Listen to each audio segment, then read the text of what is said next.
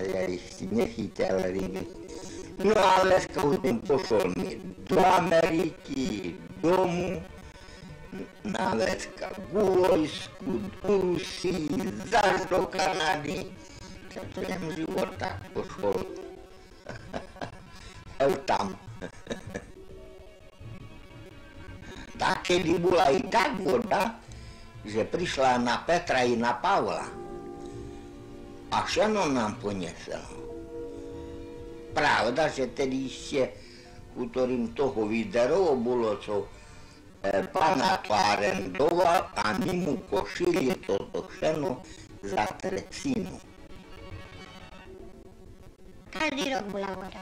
A keď nie na jar, tak tedy na Petra Pavla, so šeno nám pobrala voda. Košili tam a sa prišla voda až tu po tejtiš. A všetko šeno splivlo.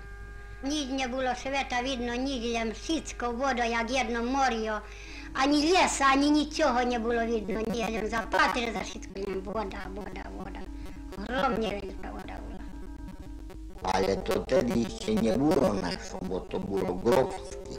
Bo tu len luky boli, šeno, pašenka. Tak tu se košilo, a se šikovalo do ložina. Tak.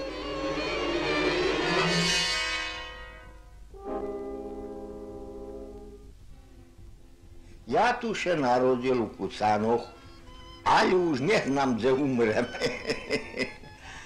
Pravda, že tedy tak volali po maďarsky, že nejspešt. Ale my Slováci by přautreli, že Kucány.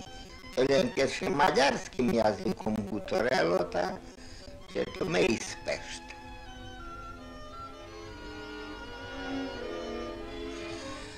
A chyška bola do slamu zakrytá.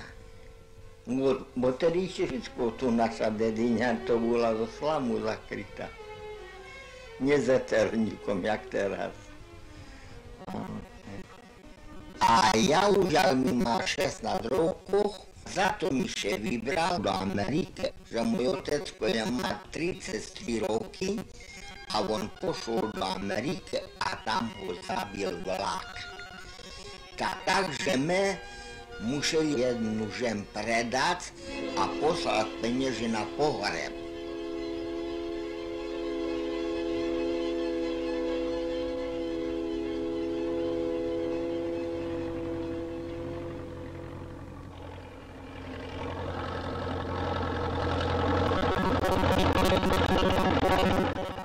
Palača v tom, od ktorej človek žije na tej zeme, nikto nebol nič, jen taký šaš, taký burina, že toto ani statky nepojedli.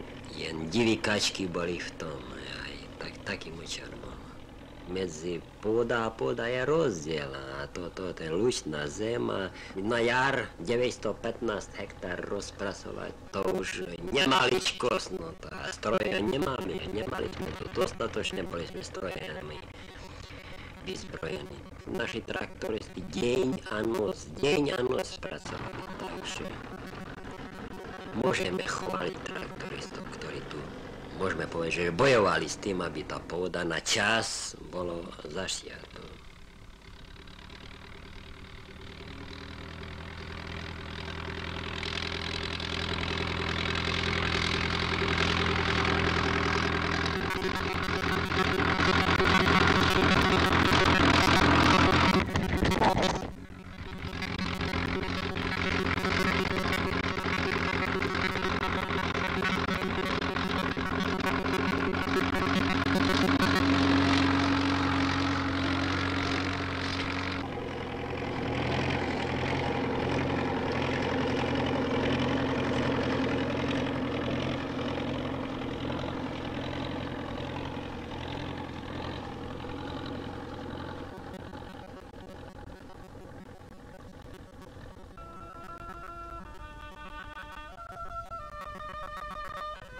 Kucany, to je taká malá dedinka. Spočítali sme, je tam asi 39 domcov a ľudia sú tam veľmi milí. Je tam veľa malých detí, veľkých málo. väčšinou malé a volajú sa väčšinou Agnešky a Marcelky.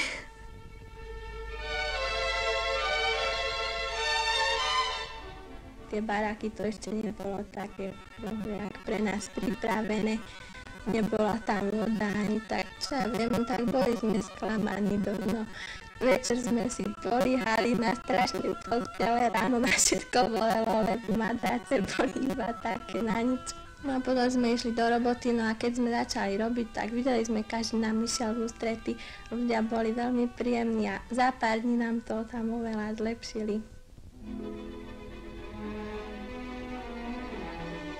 Prvom dňoj ja bol som ako skupinár s týma vysokoškolákami, ani motiku nevedeli, že jak treba do ruku brať, ale na druhý aj na tretí týždeň už zvyknuli na to, takže až celkom dobré robotu ukazovali.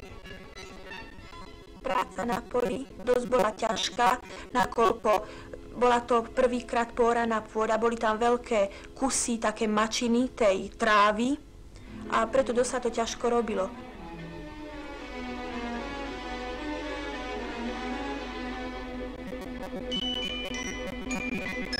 Pracovali sme tam na tom štátnom majetku v Kocanoch na rôznych pracoviskách. Tak nám hovorili, že ešte pred 2 rokmi, respektíve pred 3 rokmi bol tam úplný močiar. Takže zo začiatku, keď tam prišli 2 roky, sa im tam vôbec nič neurodilo na tom močiari, čo stále, keď vystúpili vody, tak to bolo stále zaplavené. A to bola prvý rok vôbec. Prvý rok sa im tam podarila urodiť takú kurica, na ktoré sme potom jednotili. To aj časy takí boli, že nepomáhali nám v jari. Pozno začínali sme, jari to bol mokré časy a potom v lete výnimočne tie suché časy, takže už to. Ale za to i tomu radujeme, že toľko mohli sme vypestovať, bo predtým z tých pôdu ani 10 rokoch nevypestovali toľko cenu, koľko my teraz pod 1 rokom vypestovali.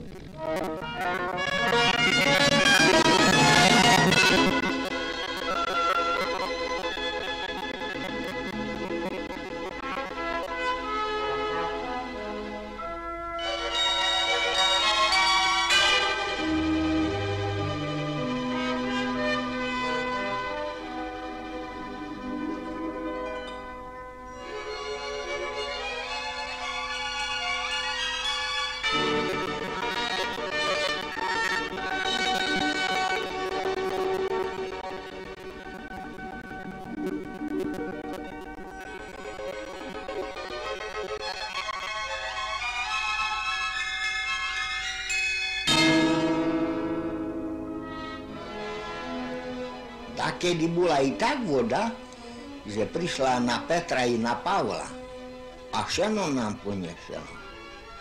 Pravda, že tedy ešte, u ktorým toho viderovo bolo, čo pana to arendoval a my mu košili toto šeno za trecinu. Bolo tak.